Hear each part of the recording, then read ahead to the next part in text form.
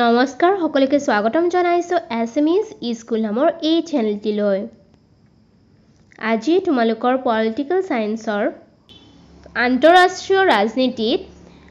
যুক্তৰাষ্ট্ৰৰ আধিপত্য নামৰ চেপ্টাৰটোৰ কেইটামান important question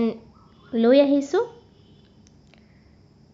So let's get started. First question to is America যুক্তৰাষ্ট্ৰৰ সৈতে ভাৰতৰ সম্পৰ্ক সম্পৰ্কে বহলাই লিখা। আৰু এইটো কুৱেশ্যন খুবেই দেখা পোৱা যায়, মানে বাৰে বাৰে ৰিপিট হোৱা দেখা পোৱা যায় যে ভাৰতৰ লগত আমেৰিকা যুক্তৰাষ্ট্ৰৰ সম্পৰ্কটো কেনেকুৱা, শেহতীয়াভাৱে সম্পৰ্ক কেনেকুৱা বা আগতে কেনেকুৱা সম্পৰ্ক আছিল তেনেকুৱাকে স্পেচিফিকভাৱেও দিয়ে, কিন্তু ইন জেনেৰেল আমি একে কথাকে লিখিব পাৰিম তাতে। সেইকাৰণে যেনেকুৱাকে আহিলেও তোমালোকে আমেৰিকা যুক্তৰাষ্ট্ৰ আৰু ভাৰতৰ সম্পৰ্কৰ কথা ক'লে এই উত্তৰটো লিখিব পাৰিবা। সো তোমালোকৰ কিতাপৰ পৰাই ইয়াত উঠাই দিছো, তাৰ পৰা তোমালোকে ডাইৰেক্টলি লিখিব পাৰিবা। বহুত ধুনীয়াকে আছে এই বস্তুখিনি। সো তাৰে পৰা তোমালোকে পইণ্ট ওয়াইজ ধুনীয়াকে লিখি উলিয়াবা। যুক্তৰাষ্ট্ৰৰ সৈতে ভাৰতৰ সম্বন্ধ। শীতল যুদ্ধৰ সময়ত যুক্তৰাষ্ট্ৰই কৰা বিভক্তত ভাৰতবৰ্ষই নিজকে বিপৰীত শিবিৰত অৱস্থান কৰা দেখা যায়। এই সময়ত সোভিয়েত ইউনিয়নৰ লগত ভাৰতবৰ্ষৰ ঘনিষ্ঠ বন্ধুত্ব আছিল। সোভিয়েত ইউনিয়নৰ পতনৰ পিছত বাঢ়ি অহা বিৰোধী আন্তঃৰাষ্ট্ৰীয় পৰিৱেশত হঠাতে ভাৰতবৰ্ষই নিজকে বন্ধুহীন অৱস্থাত পায়। আৰু শীতল যুদ্ধৰ সময়ত যদি কথা কওঁ বা এনেও ৰাছিয়াৰ লগত আমাৰ ভাৰতৰ কি আছিল সম্পৰ্ক বেছি ঘনিষ্ঠ আছিল আমেৰিকা যুক্তৰাষ্ট্ৰতকৈ। কিন্তু যেতিয়া এই সোভিয়েত ইউনিয়ন পতন হ'ল বা পতনৰ দিশে আগবাঢ়ি আহিল, তেতিয়া ভাৰতৰ একদম বন্ধুহীন যেন হৈ পৰিল। যদিও আমেৰিকাৰ লগত আছিল তথাপিও ইমান ভাল ঘনিষ্ঠ বন্ধুত্ব নাছিল। তথাপিতো এই সময়ছোৱাতে ভাৰতবৰ্ষই নিজৰ অৰ্থনীতি শিথিল কৰি বিশ্ব অৰ্থনীতিৰ লগত সামিল কৰিবলৈ সিদ্ধান্ত লয়। কিন্তু সেই সময়তে আমাৰ অৰ্থনৈতিকভাৱে বিভিন্ন ধৰণৰ সিদ্ধান্ত লোৱা হয় ভাৰতৰ, আৰু বিশ্ব অৰ্থনীতিত মানে নিজকে সামিল কৰাৰ এটা সিদ্ধান্ত লোৱা হয়। আৰু তাৰ পিছতে ভাৰতে কি হয় এটা আন্তৰ্জাতিকভাৱে নিজৰ স্থান বনাব পাৰে বা বাকী দেশবোৰৰ সৈতে এটা বন্ধুত্বপূৰ্ণ সম্পৰ্ক গঢ়িবলৈ সক্ষম হয়। এই নীতি আৰু ভাৰতবৰ্ষৰ বৰ্তমানৰ আকৰ্ষণীয় আৰ্থিক বৃদ্ধিৰ হাৰৰ বাবে দেশখনে যুক্তৰাষ্ট্ৰকে ধৰি বহুকেইখন দেশৰ আকৰ্ষণীয় আৰ্থিক অংশীদাৰী কৰিছে। তাৰপিছতে এনেকৈ যেতিয়া অৰ্থনৈতিকভাৱে আন্তৰ্জাতিক অৰ্থনীতিত এটা আমাৰ ভাল পৰিস্থিতি হ'ল, তেতিয়া সকলো দেশৰ বাবে আমি এটা আকৰ্ষণৰ বিন্দু হৈ পৰিলোঁ আৰু আমাৰ বেলেগ বেলেগ দেশবিলাকৰ মাজতো বন্ধুত্ববিলাক বাঢ়িবলৈ ধৰিলে। বৰ্তমান সময়ত ভাৰত যুক্তৰাষ্ট্ৰৰ সম্বন্ধত যে দুটা নতুন উপাদান উদ্ভৱ হৈছে, এইটো আমি গুৰুত্ব সহকাৰে লক্ষ্য কৰা উচিত। এই উপাদান দুটা হ'ল কাৰিকৰী জ্ঞান সম্বন্ধীয় বিস্তাৰ আৰু ভাৰতীয় আমেৰিকানসকলৰ আদান প্ৰদান সম্পৰ্কীয়। মানে দুটা মেইন আমাৰ যিটো ভাৰত আৰু যুক্তৰাষ্ট্ৰৰ সম্পৰ্ক আছে তাৰ কাৰণে দুটা প্ৰধান কাৰণ আছে। প্ৰথমটো হৈছে কাৰিকৰী জ্ঞান সম্বন্ধীয় বিস্তাৰ আৰু ভাৰতীয় আমেৰিকানসকলৰ আদান প্ৰদান সম্পৰ্কীয়। সো আমাৰ যিখিনি কাৰিকৰী জ্ঞানৰ ক্ষেত্ৰত দুখন দেশকে ছাপোৰ্ট কৰে, সেইটো প্ৰথম। আৰু ছেকেণ্ডটো হ'ল আদান প্ৰদানৰ ক্ষেত্ৰত আমাৰ দুখন দেশৰ মাজতে বিভিন্ন ধৰণৰ বস্তু আদান প্ৰদান হয়, আৰু দুয়োখন দেশৰ ওপৰত কি হ'ব লাগে নিৰ্ভৰশীল হ'বলগীয়া হয়। তাৰপিছত বিভিন্ন ধৰণৰ আৰু কথা আছে যাৰ ফলত ইয়াত আমাৰ ভাৰত আৰু আমেৰিকা যুক্তৰাষ্ট্ৰৰ সম্পৰ্কটো গভীৰ হৈ আহিছে। তাৰ মেইন কাৰণকেইটা হৈছে ভাৰতৰ ছফ্টৱেৰ খণ্ডৰ মুঠ ৰপ্তানিৰ প্ৰায় 65% যুক্তৰাষ্ট্ৰই লয়। ভাৰতত যিমানখিনি ৰপ্তানি হয় তাৰে 65%ই যুক্তৰাষ্ট্ৰই লয়। তাৰপিছত বয়িং কোম্পানীৰ অনুমানিক 35% কাৰিকৰী কৰ্মচাৰী ভাৰতীয় মূলৰ, আৰু আমেৰিকাত কৰ্মৰত বহুতো মানুহ আমাৰ ভাৰতীয় মূলৰ বা ভাৰতৰ পৰা যোৱা। চিলিকন ভেলীত প্ৰায় 3 লাখ ভাৰতীয়ই কাম কৰে। চিলিকন ভেলীত প্ৰায় 3 লাখ মান মানুহে কাম কৰে, আৰু এইবিলাক ভাৰতীয় মানুহ। সকলোবোৰ উচ্চ কাৰিকৰী উদ্ভাৱনৰ হঠাৎ 15% ভাৰতীয় মূলৰ আমেৰিকানসকলে কৰিছে। আৰু যিখিনি আমাৰ উচ্চ কাৰিকৰী উদ্ভাৱন আছে টেকনিক্যাল কাম আছে সেই টেকনিক্যাল কামবিলাকত মানে আমেৰিকাৰ থকা ভাৰতীয় মানুহবিলাকে বহুত আমাৰ ভাৰতীয় মূলৰ মানুহখিনিয়ে বহুত বেছি মানে কি কৰে কাম কৰে বা আমাৰ 15% প্ৰায় ভাৰতীয় মানুহ তাত জড়িত হৈ আছে আৰু এইবোৰ কাৰণে কি কৰে আমাৰ ভাৰত আৰু যুক্তৰাষ্ট্ৰৰ যিটো সম্পৰ্ক আছে সেই সম্পৰ্কটোক ঘনিষ্ঠ কৰি তোলে I hope তোমালোকে বুজি পাইছা আমি যদি ভাৰতীয় আৰু আমেৰিকান সকলৰ মানে সম্পৰ্কৰ কথা কওঁ তেনেহলে এই পইণ্ট কেইটা নিশ্চয়কৈ উল্লেখ কৰিব লাগিব শেহতীয়া কেনেকুৱা আমাৰ সম্পৰ্ক আছে তাতেও আমি এই চাৰিটা পইণ্ট উল্লেখ কৰিব লাগিব যে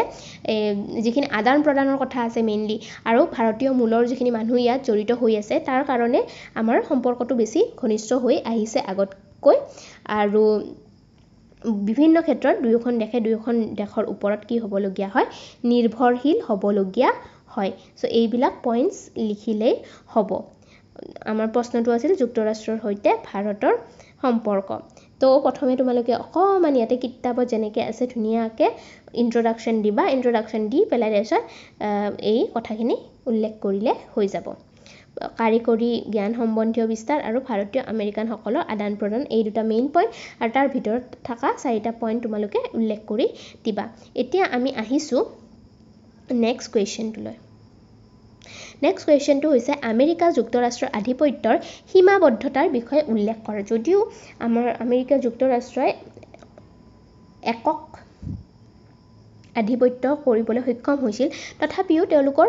কিবা সীমাবদ্ধতা আছিল নেকি আধিপত্যৰ ক্ষেত্ৰত সেই সীমাবদ্ধতা কেইটাৰ বিষয়ে উল্লেখ কৰা আমেৰিকা যদিও মানে বহুত শক্তিশালী আছিল তথাপিও বিভিন্ন ধৰণৰ সীমাবদ্ধতাই তেওঁলোকক দেখা দিছিল বুৰঞ্জীয়ে আমাক কয় যে এখন সাম্ৰাজ্য অৱনতিৰ কাৰণ ভিতৰৰ পৰা হোৱা ক্ষয় অনুৰূপভাৱে যুক্তৰাষ্ট্ৰীয় আধিপত্যৰ আটাইতকৈ ডাঙৰ সীমাবদ্ধতা আধিপত্যতাৰ ভিতৰ কোণতে আছিল আৰু সিহঁতে মানে আধিপত্যটো মানে একদম গোটেই বিশ্বতে যদিও আছিল তথাপি একদম বহুত বেছি প্ৰভাৱ মানে বিস্তাৰ কৰিব পৰা নাছিল কিছুমান ক্ষেত্ৰত সীমাবদ্ধতা ৰৈ গৈছিল কাৰণ সেই সীমাবদ্ধতাখিনি মানে ভিতৰতে আছিল বা আমেৰিকা যুক্তৰাষ্ট্ৰৰ মানে নিজৰে কিছুমান কাৰণ আছিল 9-11 বছৰৰ পাছত বছৰসমূহত ইয়াৰ এটাও সীমাবদ্ধতা কাৰ্য কৰা নাছিল যেন লাগে তথাপিতো এতিয়া দেখা যায় যে এই তিনিওটা সীমাবদ্ধতা আকৌ লাহে লাহে সক্ৰিয় হ'বলৈ আৰম্ভ কৰিছে তো তোমালোকে ইমান ইবিলাক লিখিব নালাগে অকমান লিখিবা যে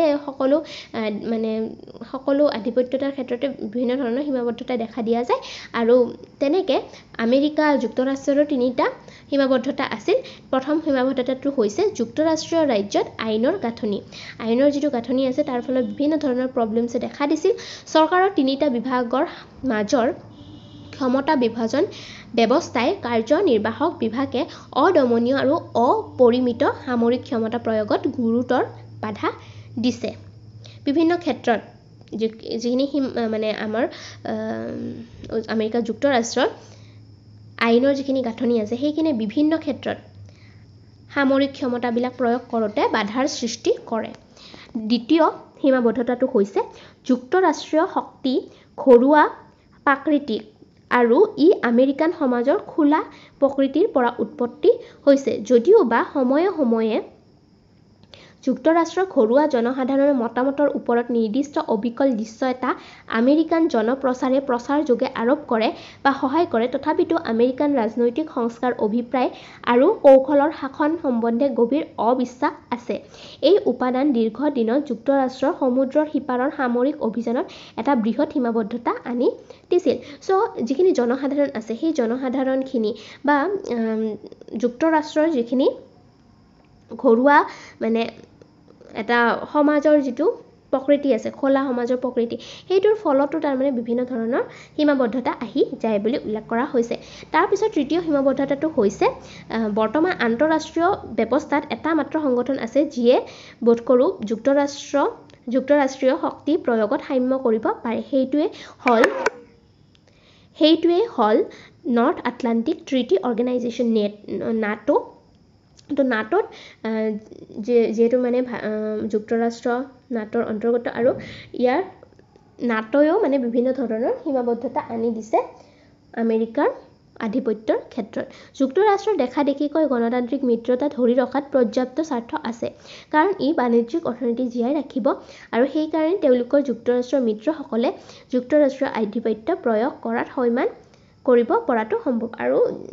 যুক্তৰাষ্ট্ৰই কি কৰে সকলো দেশৰ লগতে এটা মিত্ৰতাপূৰ্ণ বিহেভিয়াৰ ৰাখে গণতান্ত্ৰিক এটা বিহেভিয়াৰ ৰাখে কাৰণ সকলোৰে তাতে এটা স্বাৰ্থ জড়িত হৈ থাকে কিন্তু নেটৰ হওক বা এনেকুৱা বিভিন্ন কাৰণত আমেৰিকা যুক্তৰাষ্ট্ৰৰ আধিপত্যত সীমাবদ্ধতাই দেখা দিছিলে তিনিটা আমি পইণ্ট পালোঁ ফাৰ্ষ্টৰ পইণ্টটো আছিল আমাৰ আইনৰ যেটো গাঁথনি যুক্তৰাষ্ট্ৰীয় আইনৰ গাঁথনি সেকেন্ডটো হৈছে জনসাধাৰণৰ মানে প্ৰকৃতি বা সমাজৰ প্ৰকৃতি তাৰ পিছত থাৰ্ড পইণ্টটো হৈছে থাৰ্ড সীমাবদ্ধতাটো হৈছে নাটো ঠিক আছে আৰু নেক্সট আৰু দুটামান কোৱেশ্চন আছে এইটো চেপ্টাৰৰ ইম্পৰ্টেন্ট সেইকেইটা আমি নেক্সট ভিডিঅ'টোত আলোচনা কৰিম আজিলৈ এইখিনিতে সামৰিছোঁ থ্যাংক ইউ ফৰ ওয়াচিং লগ পাম নেক্সট ভিডিঅ'ত বাই বাই